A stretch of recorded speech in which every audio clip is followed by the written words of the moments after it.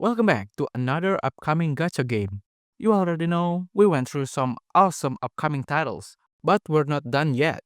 There are still a few more games that deserve the spotlight. And trust me, you don't want to miss this. So, if you haven't seen the previous video yet, make sure to check it out first. And if you're ready, let's jump straight into the next titles. Alright, we got Azure Promelia. This one's pretty interesting because it comes from Manju, the same studio behind Azur Lane. But instead of making worship into waifu, here they're trying something totally different. A fantasy open world RPG with creature companions. You enter the world of Promelia, and your partner are this adorable creature called Kibo. They'll fight alongside you, help gathering resources, even do little tasks like mining or collecting stuff. Some of them can even be used as a mount to explore the world. Gameplay-wise, you control a team of 3 characters and you can switch between them mid battle, basic stuff. Combat is action-based with skill and combos while your Kibo are there to assist. It kind of feels like they took half of Genshin Impact and half of Powerwall and serving it as anime gacha automation creature collector. The world itself looked bright and lush, with lots of places to explore, resources to gather, and gear to craft. The keyboards give it that extra charm. They actually interact with environment instead of just floating behind you. Yes, I'm looking right at you.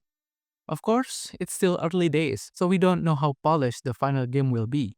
There's a lot going on. Open world, companion, crafting, so the big question is whether can they combine all of that smoothly. Like other title in this list, we got no release date for this game. Sorry.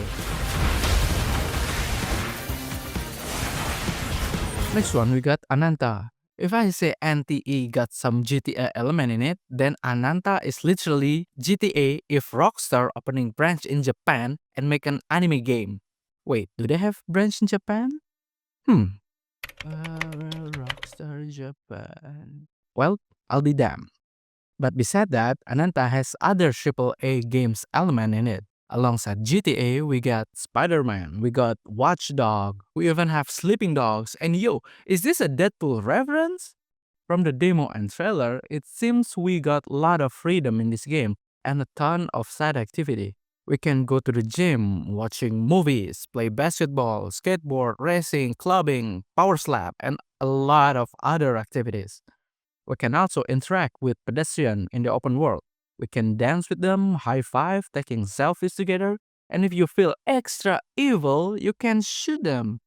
Well, this game is said to be not using gacha system, but instead player can use their money to buy in-game cosmetic, and the character will be unlocked by playing the story.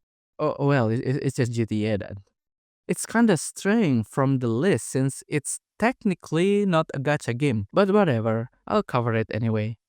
The release date has not been announced yet, so we'll have to wait for future announcements. Next up, we got Silver Palace.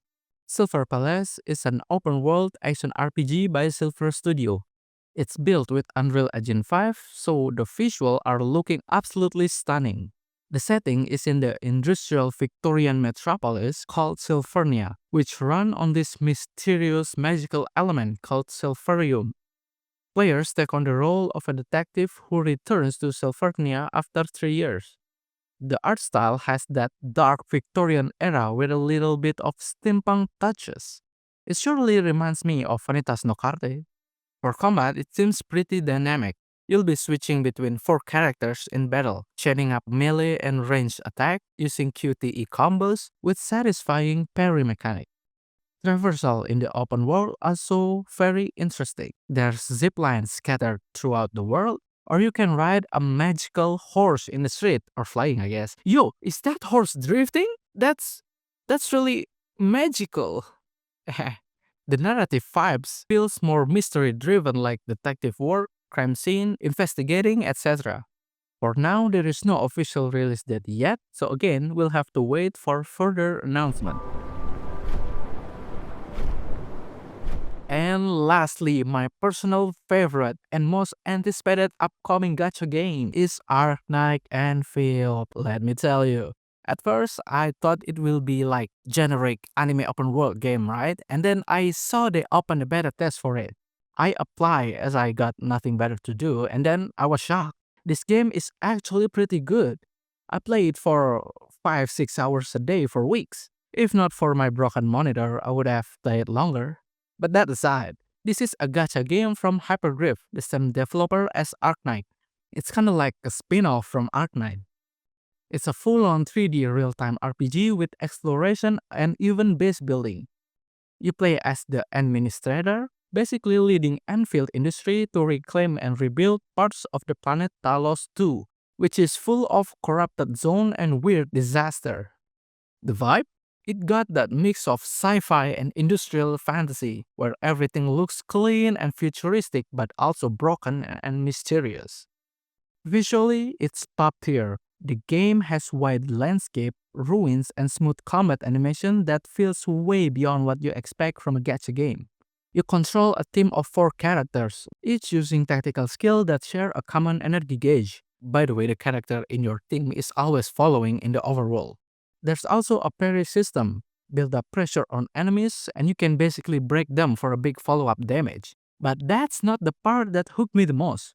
The real fun for me is there's a whole factory management side where you build out industrial system, produce material, and expand your territory.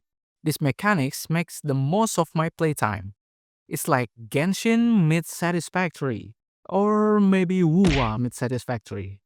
Of course, that kind of mix is a bit unusual. Some people might love tense combat aspect of it, while others prefer chill laid back base building part. So people might drop one side or the other.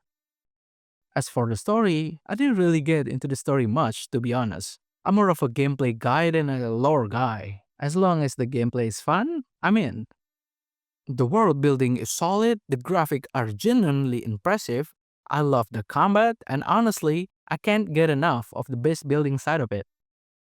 Rumors said it'll be released on early 2026. I can't wait to get my hands on it again when it comes out.